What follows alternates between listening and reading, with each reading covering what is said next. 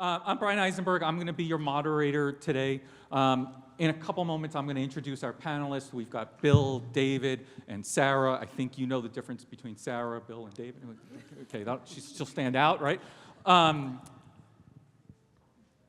want to start by telling just a quick little story. So my son, and I have 3 kids, my middle one was just off in college, and he was in school in the middle of cornfields in Illinois. He plays baseball. And one of his assignments, he got a chance to write about the Round Rock Express and the Nolan Ryan Foundation and the impact that that had on the community. So I was like, okay, that's kind of cool. And he's kind of bringing his Texan, because we're originally from New York, in case you couldn't tell from my accent. Okay, we moved here 13 years ago, but he's really adopted, right, that community. He's really Texan. His last paper, he had to write about the history and future of commerce. And so he comes to me and said, Dad, here's what I'm talking about. I said, I'd like to use one of your books as one of my reference sources. So I wrote a book in 2005, got published in 2006, called Waiting for Your Cat to Bark, Persuading Customers When They Ignore Marketing. It was a #1 Wall Street Journal bestseller, New York Times bestseller, Amazon bestseller, USA, like all of it. Here's the point. In the book, in chapter 3, we talk about the evolution of commerce. And I want you just to think about this, because we're in a very interesting time today. The Industrial Revolution took us 100 years to really transform society. The Internet revolution, okay? How many of you have been online since, like, before 2000? I just want to get a sense. Okay, so a lot of early adopters here, right? Has really taken 25, 30 years to reach the maturation we have today. So we went from 100 years of transformation to 25 to 30 year transformation, and now we have AI. How fast of a transformation do you think that's going to be? And that's going to be so critical to all of our businesses, and we're definitely going to touch on that today. But here's the point I told him. The book, not the book that you have in front of you, that's a gift from me anyway. Yeah. The book was written as we were expecting him 18 years ago.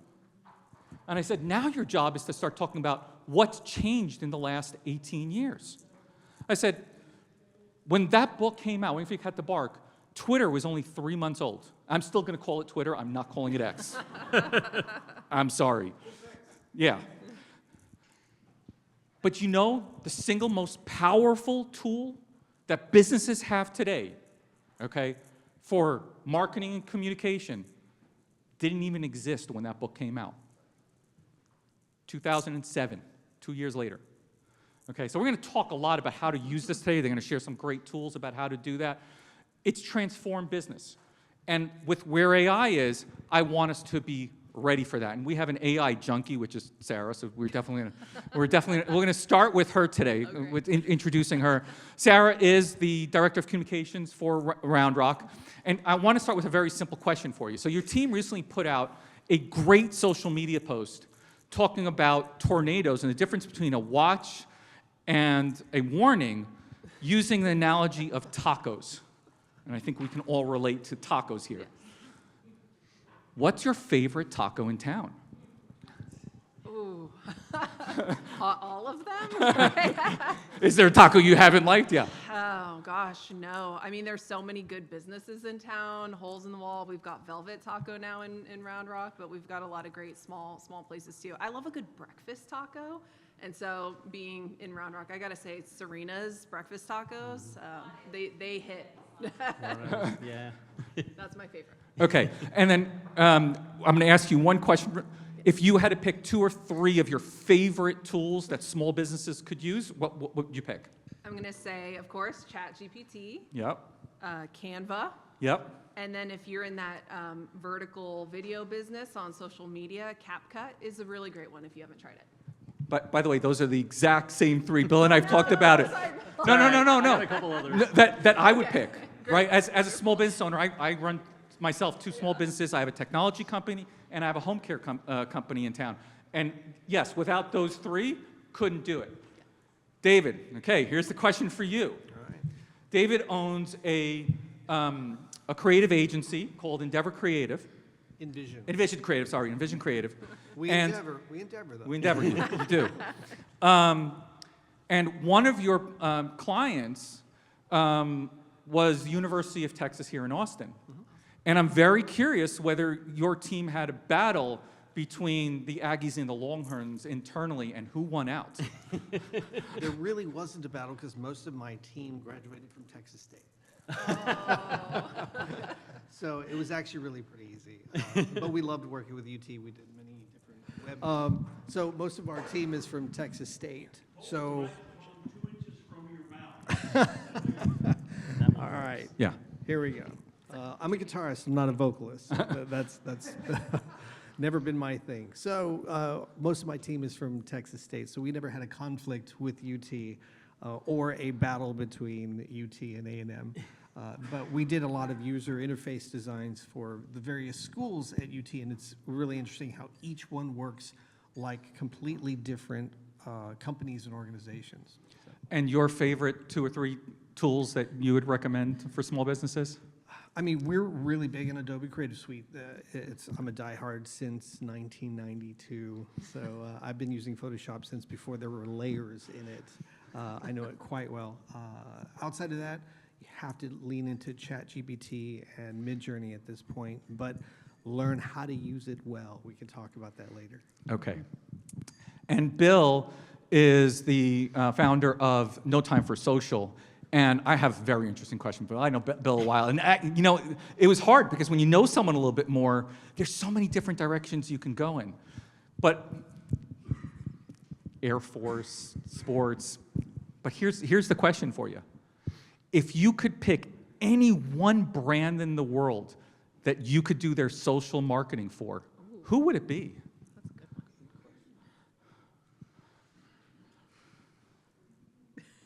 I made guess him think. AccuWeather. Say it again? I guess AccuWeather. AccuWeather. I know why he said that. Why don't you tell him why? So I was probably the first comment on the Round Rock post that went out for the difference between watch and warning. I'm a former Air Force meteorologist, so my first comment said, as a former Air Force meteorologist, I approve this post. We appreciate you, Bill. How many people have seen that post between with the tacos? And okay, I just want. If you haven't, definitely go check it out. Okay, so other things just before we get started and with your questions, because this really is about you. I know that people tend to be shy about questions, and I will walk around and I'll put the mic in your face and all that. But I do have a couple of ethical bribes to see if I can get you to ask some questions. Should I tell them what it is in advance, or should we just? What do you think? I say go for it. Tell them. Tell them. We tell them in advance? Okay. By the way, you're all going to win something before the end of the day. So don't worry. I've got stuff for everybody. But who has the first question? And I'll tell you what the price. Okay, hold on. And let us know what kind of business you have and what your question is. So we own a wine bar in Pflugerville.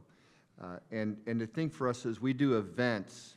We have live music every Friday and Saturday night. And so the question is how to time the release of your events on Facebook. Because if we do it 2 weeks ahead, well, everyone's like, oh, well, that's this weekend. And they're like, it's not, right? And so we try to do it like Sunday or Monday. But what's the optimum window in terms of the latest Facebook algorithms to release our events on social media? Great question. I would probably do it 7 to 10 days out. I would think that would be ideal. I think you're right. If you do it too far out, it's going to be tough. However, we just had an event that we did for a client up in North Austin called Happy Cat Hotel. They're a cat hotel, and I think Mikhail was in the room. We did that like 3 weeks out or a month out, right? So we did about a month out, and we ended up with like 160. Now, it was promoted, so we did put money behind it, but it ended up with like 165 responses because it was promoted in the feed. But that was one where we wanted to get a little bit of momentum, and it was a one-time thing. But if you're doing it every other week or weekly, I would probably look at staggering those, 7 to 10 days out, and then maybe putting a little money behind the ones that are important. So no matter how many days you give people, you're still going to hear, I never heard about this, right? That's always going to happen, period. But I think it's important to think about it in layers. And so you might have a repository like your website or, like a Facebook event where you're posting it early and then giving those reminders closer to the date, because you want to give it to the folks that need, really have to calendar things out, or the folks that are looking for just the thing to do that weekend. I have a 4-year-old, so a lot of those pages that like Do 512, Do 512 Family, they'll do their weekend wrap-ups. It's important because they're usually writing those stories a week out, so you want to have something in the sphere, maybe 2 weeks out, but then they'll do a weekend wrap-up or something like that. So making sure you're sending maybe like a DM to some of these influencers that you want to make sure point out that it's happening, or inviting them, and then making sure that you're trying to get in those wrap-ups for the weekend. So I think you just have to think about it in multiple layers. A community impact, for instance, their editorial calendar is a month out. So you almost want to make sure you're sending out those emails to newspapers or the media a full month out, but then a TV news reporter shows up that day and says, okay, what am I covering today? So you really have to layer it based on the amount of time that you have to promote it ahead of time. I agree. I think it's a great answer from both of you guys. Repetition is really important, and it depends on the magnitude of the event, too. I believe you should stay on top of it. We have a client that's a Montessori school in Bernie, Texas, and they have a Halloween bash every year. It's the last weekend right before Halloween with the Spasmatics. They've got that booked every year. It's a great event. Everyone shows up. They sell easily close to 1,000 tickets. We'll start to advertise that in August because we want people knowing this is what I'm going to do for Halloween, because you start hearing things ahead of time, because it's a little bit more of a specialized event. So you have to weigh it out. What kind of event? Is it just your regular weekly event? Then much like Sarah's saying. I'm also going to add one benefit of having it maybe on Facebook or your website is you can track some analytics that way, especially as a small business. You don't want to put yourself in a position where you're hosting an event and then more people than you can handle show up. We warn, even though I'm in government, we do programs for the Round Rock Public Library, Parks and Recreation Department. We're helping folks attend events, and sometimes we have to warn them, if we do a good job of promoting this, people will show up. So you have to be able to handle that if they do. I'm thinking about, there was actually an event that was being hosted at Kalahari, and it was the first time they'd tried it, and I can't remember, it might have been a Halloween, their very first Halloween event. And people were so excited for that event. I was watching the Facebook event, and I thought, oh no. It showed like 5,000 people said they were interested or wanting to go. And then, of course, afterwards, there was a lot of, a lot of critique because it was so busy and they were handing out Tootsie Rolls by the end of the night because that's all they had. So really giving yourself the ability to long-term track how many people are interested in your event, and then seeing again, if the weekend's coming up and you need to do one more little push, you can do that if the numbers aren't coming in how you were expecting. So I have a question for you. Are you also posting it as events on your Google Business profile on Google Maps? Okay, so we need to be focused in on that as well. It's a great opportunity. So here's the prize you're going to get just because of that. So my friend Darren Shaw, who gave me a great consultation when I first started our home care agency, owns a local SEO agency and software company called White Spark, and he has offered a free 1-hour consultation for one person here, who is now Jim. So congratulations. just give me your card, and I'll make sure to connect you with Darren. Any other questions? Right next door. Yeah. Hi, my name's Lauren with my husband Bert. We're brand new launching. Our company is called The Chlorinator, and we are a weekly pool care and maintenance company, literally just launching. And my question for you is, so services company, best bang for your buck. We're just starting out. We want to get our name out there. Is it Facebook ads? Is it through Yelp? Where would you spend the money? And we're at a company with 0 reviews. I know this business is all about reviews, word of mouth marketing. So where would you spend the dollars first? Let's start with Bill, because I know Bill works with a lot of trade companies. Facebook ads. It's going to be the best bang for your buck as far as the ability to do it. Now, there are some things you need to be thinking about, and some of my bullet points today have to do with audiences, audience selection. using that platform efficiently. My giveaway will be, write my email address down, bill@notimeforsocial.com. I'll do an hour consulting with you online on Google Meet, and I'll show you everything you need to know about audiences, the Facebook ads platform, what you needed to be doing right and wrong. We do run ads for service businesses, a lot of roofing companies, some construction companies. We are running ads now for a garage door company out in Denver, hitting some home runs on that, and we just finished up a campaign with a guy out in California that does swimming pool refinishing. So I'm definitely familiar with it, but the best bang for your buck is Facebook ads, and I could go on for an hour about why, but let's do that meeting and we'll definitely talk about it. Anybody have? I'm not an expert in the pool industry, but what I would say is the benefit that you have when it comes to your audience is it's very, it can be very geo-targeted. Of course, there are certain neighborhoods that have more pools than others, so I think a lot of times we get so caught up in digital promotion that, you know, good old-fashioned block walking. We've got one of my council members in here who understands block walking and the impact that that can have. Just to leave a card or, you know, something along those lines. I think that would be very cost-effective. You can go on Google Maps. There are some resources out there in terms of databases. You might be able to pull that information pretty easily and even do like direct mail that's targeted. Even though direct mail is expensive, if you do it right and it's targeted, it can be effective. Now, if you're gearing towards millennials, maybe not direct mail. You have anything you would add? No, I absolutely agree. Traditional marketing is many times overlooked in the digital age, but it has a place depending on who your target is and what you're offering. And you have to really understand, what are you doing uniquely, and who is your ideal target, what pain point are you solving for them? And when you understand those, you're able to connect that dot a little bit easier. And where do they live? That's where you want to be.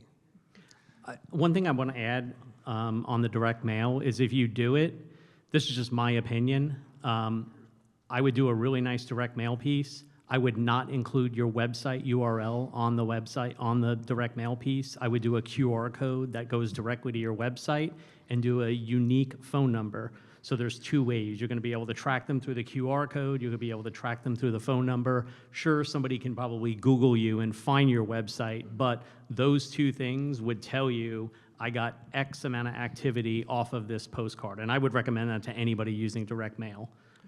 You've got to be able to track every single thing you do.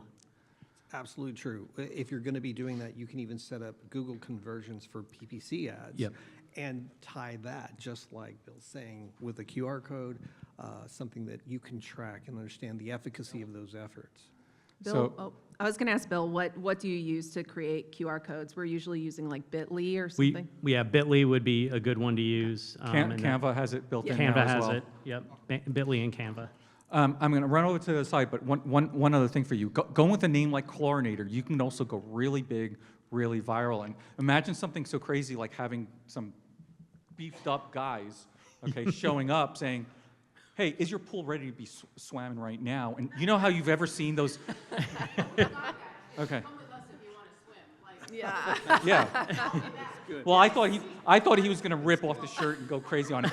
But there's an option there. But how many of you have seen and spent time watching those videos of guys cleaning up those disgusting looking lawns? And it's just, Oh, yeah. okay? Those things catch on. And I'm saying that as a primary thing, but if you're out in the streets and you're working your feet real hard, take the time to capture that video, use social media. There's real opportunity there. Okay, let's go to the other side. Here we go. Sorry, you're gonna have to turn your neck now. Hello, my name is Katrina Plummer, and I work for the Texas Department of Transportation, and I do outreach. So, if you want to do business with TxDOT, come talk to me. So my question is that oftentimes we want to go the whole Facebook and digital age thing, but hackers. I've had someone that I've known that had $1 million business and advertises very heavily on Facebook, and his bank account was hacked, and they took over $1 million from him.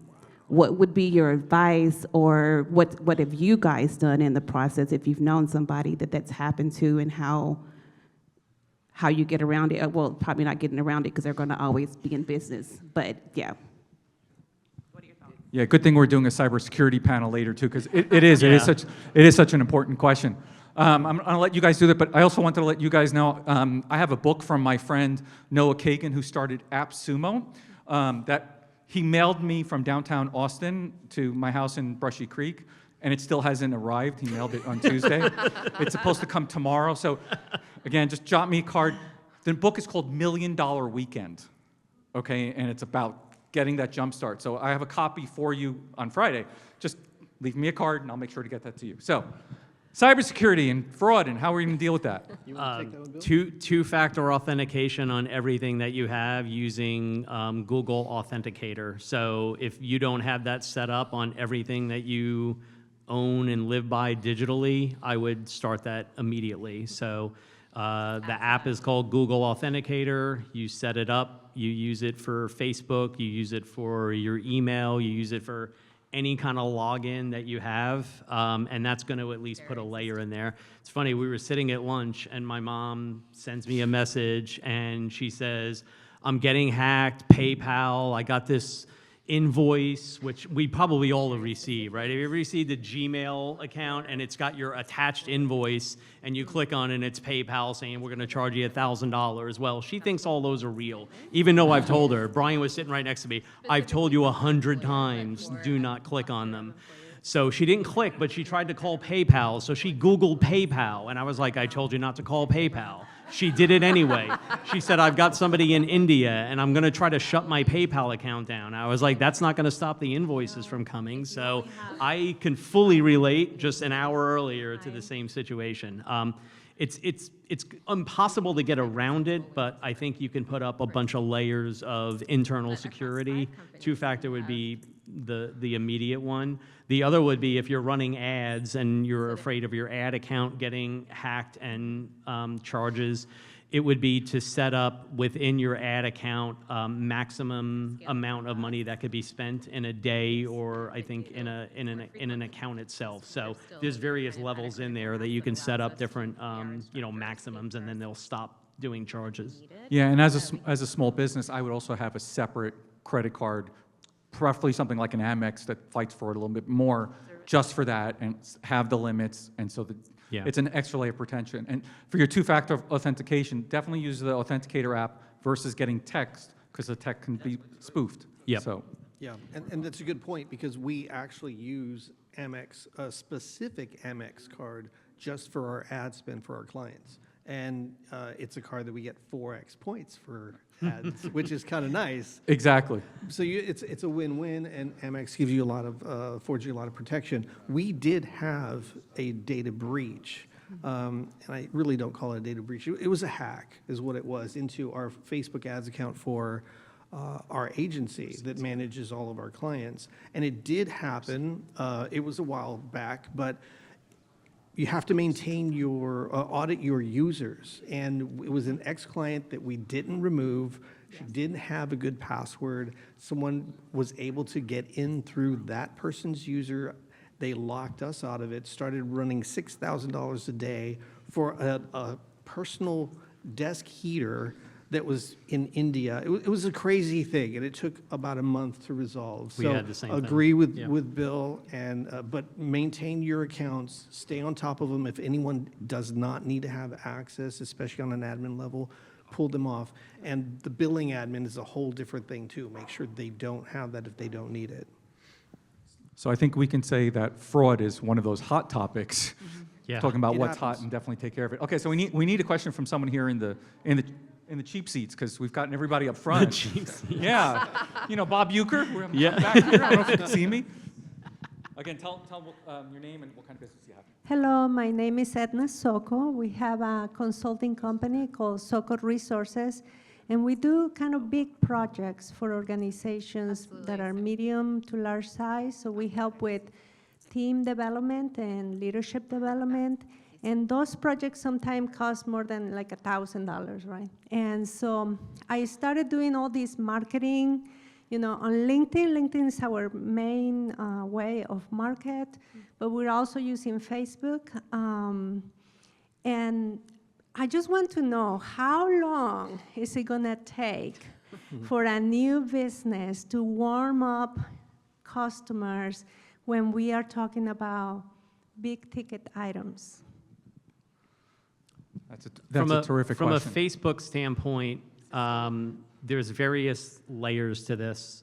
So I've been running Facebook ads for many, many years now. Since the day that they launched Facebook ads, I owned a prior company that I started in Austin called Anything Weather, and we had a hail product that we sold to roofers and insurance companies called Hail Watch. So I launched Hail Watch and was running $50,000 in ads every year for Hail Watch. I'm convinced now that organically, almost every business is going to struggle with just, hey, we're going to produce 5 pieces of content a day and put it on our Facebook page, and miraculously our potential customers are going to see it. So if you're trying to do it organically, you're going to struggle. If you're using paid, that brings in the next level of complexity, meaning a lot of people will get excited and Facebook will show on your phone, if you boost this post, you can reach 3,000 people.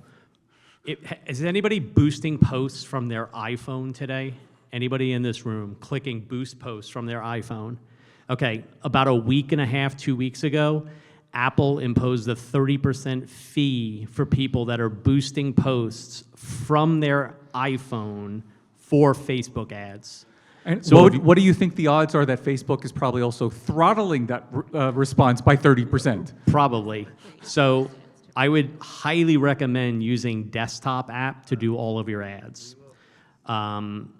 So that's a challenge. So when you get into that next level of running ads, most people will go to Boost Post, and Facebook will give you a couple little options of like, pick your audience, pick your geography, right? And I think the geography can go down to like maybe 10 miles, right? And you pick an audience. However, what most business owners are not aware of is something called Audience Manager within their own Facebook account. So within Audience Manager, you have tons of options. You can upload a customer list and target ads to your customer list. You can run a video as an ad on Facebook and reach a large audience, and then retarget the people that watched 100% of that video with another ad. So the process of advertising becomes very complex and difficult for small business owners, because if you don't have the 10 to 15 years experience like an agency like us, you're basically just trying real hard and going, okay, maybe I'll go look at a couple YouTube videos, which if they're more than 3 months old, they're probably outdated. So keeping up with that is really difficult. So I would say learn the Facebook audiences, try to develop audiences that meet your audience profile that you're trying to reach, run ads to those audiences. You're gonna have to spend some money, and then you've got to use these retargeting options, whether it's retargeting from the pixel on your website, which you should have a Facebook pixel on your website that's gonna track people that go to your website, and you can retarget them with an ad. Video views is another one that I just mentioned. Your customer list, you can target people that actually hit your Facebook page, that are liking your Facebook page. You can target people that like your Instagram account. All of that can be built out over time, so you have various audiences with various ads running, various targeting, and then retargeting, and you need a whiteboard and you need to build it out. So that would be my best advice for this forum, just to give you some heads up. So we're also going to get you a copy of the $1 Million Weekend. So just give me your card at the end, and we'll make sure to have that. I saw some hands up in this part of the room. I got it everywhere. I have a question. The digital stuff is oh, I'm Jen from Lott Brothers Construction Company, by the way. The digital marketing is great, but there are a lot of businesses like ours, commercial construction, that is still relationship-based. Like, what is your best suggestion for like going out and like meeting people, shaking hands, bring a gift? What do we leave behind? Like, what's the best way to do that? I think that's absolutely something you need to be doing. What you need to do is also make sure that your salespeople have a very clear message. Everything has to be consistent in your brand, so you have to understand what it is you do, how you do it uniquely and different, who you're doing it for, what is their pain point, what is the thing that matters to them most. And then make sure your website, your LinkedIn, your collateral, anything that you're giving has this consistent value proposition. It reminds me of a book I read. It's called Jumpstart Your Business Brain by Doug Hall. It's a really great book. In it, he talks about this restaurant owner that was struggling. And he had a tagline that said something to the effect of, I don't know, Epicurean delight for the curious, whatever, some esoteric tagline. He was really struggling about to close his doors. And what he did was he went to a business coach. The coach asked him, what do you do? He said, we have the best lobster in Maine. I said, say that. So it's like, Bob's, the best lobster in Maine. Changed his sign. He went from almost closing his doors to tripling in size, needing to expand, just by being clear about what it is they do and how they do it different and better. So make sure that that's really clear. Even if you're doing traditional marketing, the digital has to validate that. The message needs to be consistent because people are going to go back and do their research at some other time through social, through their website, and they're going to want to make sure that it's a consistent message. Authenticity goes a long way. Oh, yeah.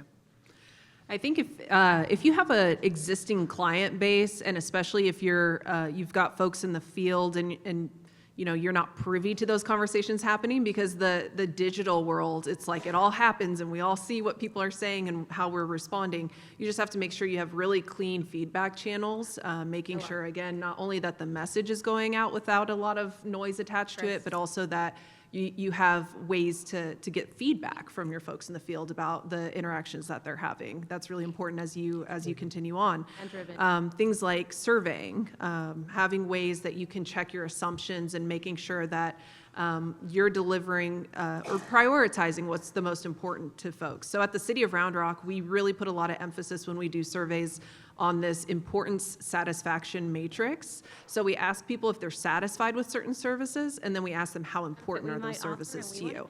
And based on, people might say, hey, you're doing a great job, but if it's also very important to them, like policing or public safety, we say, okay, we'll continue our focus on that.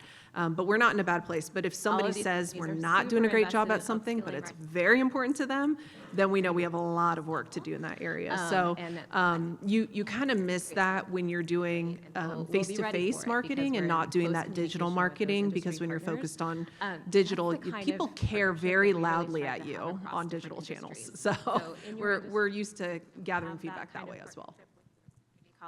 Terrific. Got some more questions? Nobody here in the corner? While I'm walking over here, we had a question at lunch that was talking about using AI and just coming out there and it was going to produce a whole bunch of content for the person. I know, Sarah, you talk a lot about how AI is critical for your role because you have way more things to do for the city of Round Rock than you possibly can. Can you talk a little bit about how you use it, and then we're going to get to the next question? Yes, so I use primarily ChatGPT in my role. If you haven't been following the news on this, it's actually something where they're releasing new versions of it and then making versions you used to have to pay for free. So if you don't already have ChatGPT downloaded as an app on your phone, I really encourage you to do that and use the highest tier that you can use that's free.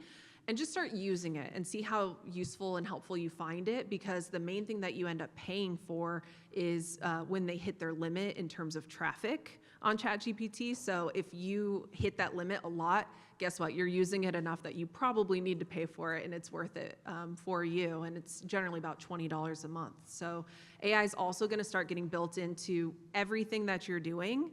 The reason that I say go ahead and download ChatGPT is if you are familiar, do you guys remember Ask Jeeves? Mm-hmm.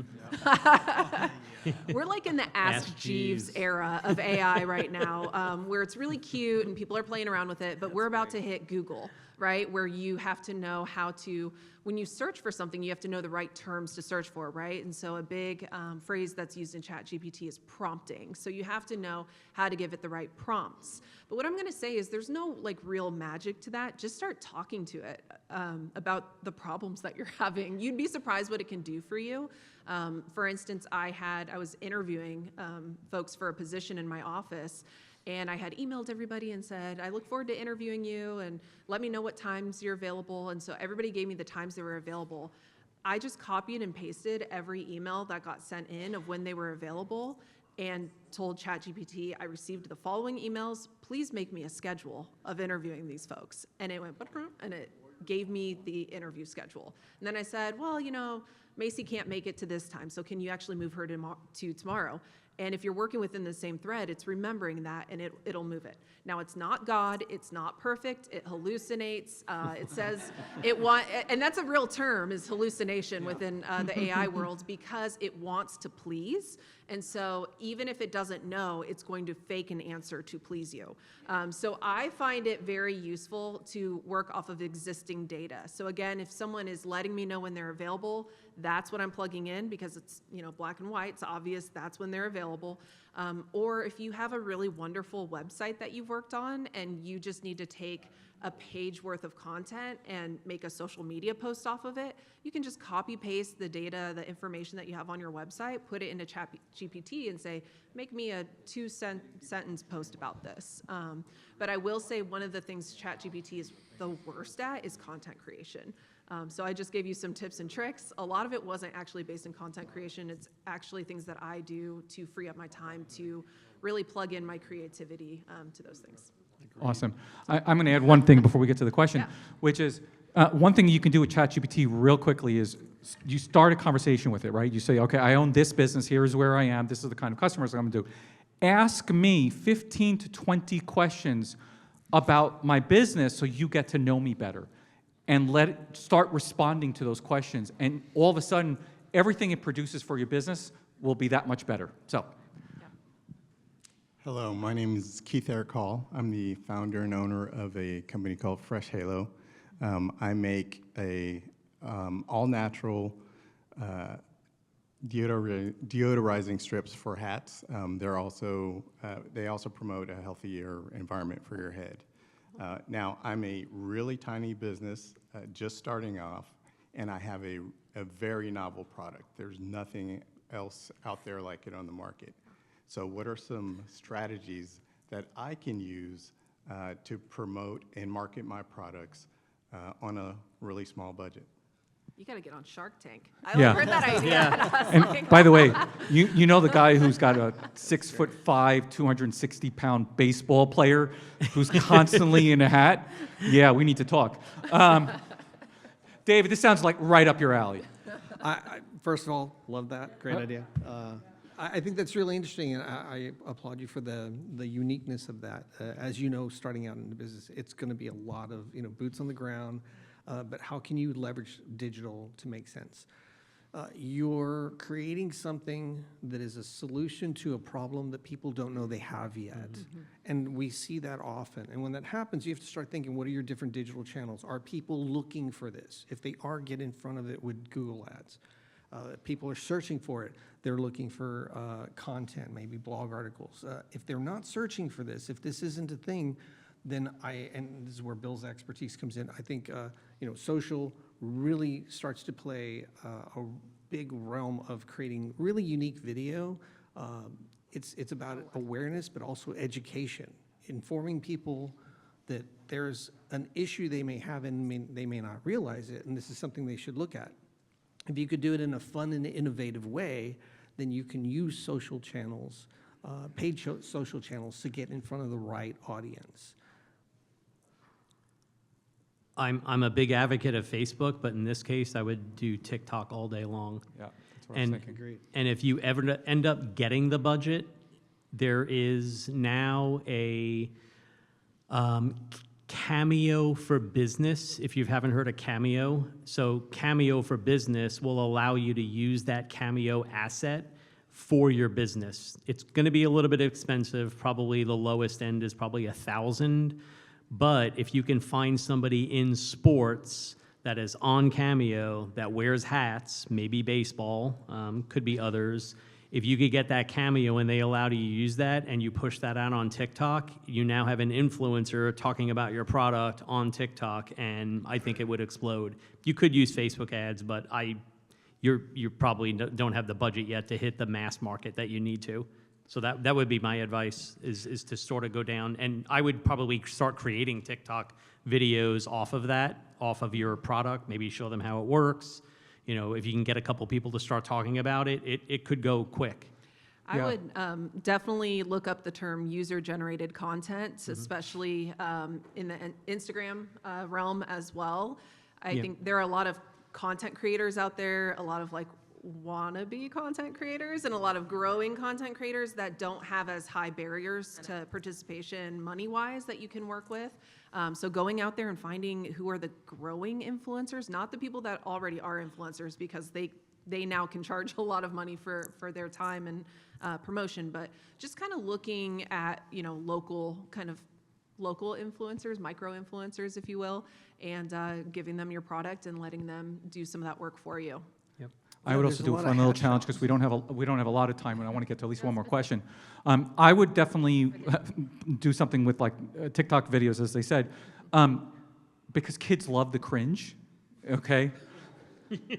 I would give one of them to one player at the beginning of a tournament and let them use it, and at the end of the weekend, have all the players come and smell to figure out which one doesn't stink as great. much, and just capturing their reactions, and that will just go viral, and you get tons of kids wanting to do that. So. Yeah.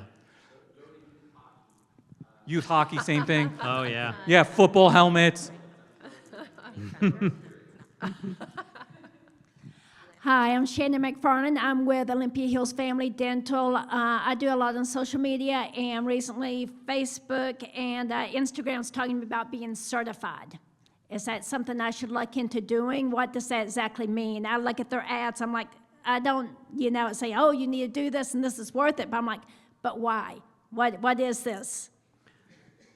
So I don't think they've rolled out the blue check for businesses yet in the United States, but they have I think that's what you're talking about, is blue check. I'm not sure about certified. Is it? No, it's offering a meta certification. I think that's. Oh, that's training. Yeah. So yeah, I think it could help. It's any kind of training you could take, meta certification. That's for business manager, for ads. Yep. It's as a individual business, it's probably not as relevant. For an agency like us, it is relevant. So we do have some meta certifications for our team. But yeah, but they will eventually be rolling out blue check certifications for businesses in the United States. They haven't done it yet.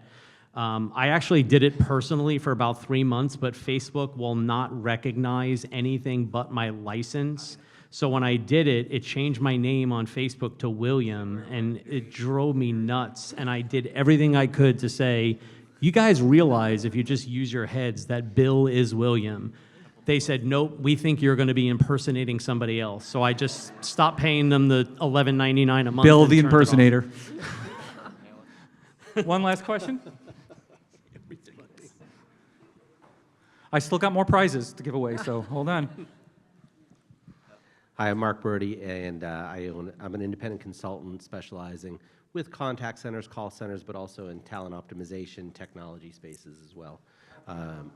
So, general question: we've had a lot of great questions, a lot of great feedback about things that will work. What are some areas that small business owners are missing the mark when they're looking at either a social media strategy or a marketing strategy, and where they end up, hurting themselves in the short term or potentially long term? That's a fabulous question. I've got a gift from Noah Kagan for you. He also offered us a Tier 4 Breeze Doc, so kind of like DocuSign, and now you get that for free. So just give me your card, and we'll make sure to get that to you.